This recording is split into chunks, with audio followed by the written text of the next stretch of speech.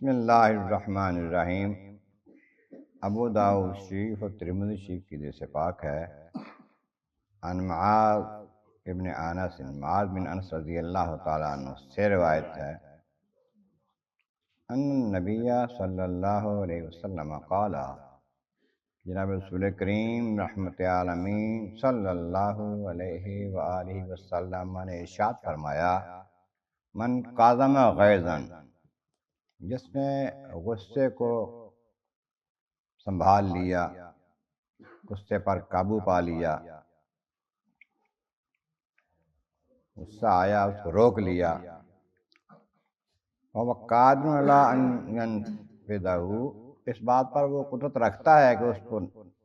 غصے کو استعمال کر لے،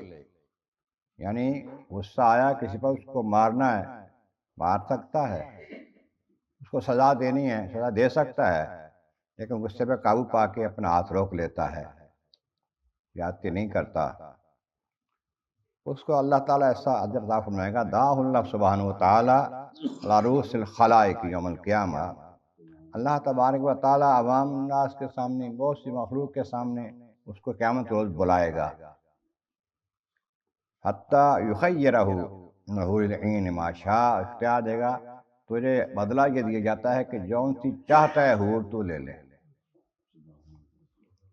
اس کو اس کا صبر کا بدلہ، غصے پر قابو پانے کا بدلہ دیا جائے گا۔ تو یہ غصہ جو ہے عقل کو کھا جاتا ہے، جلدی میں بہت غلط بندہ کر لیتا ہے۔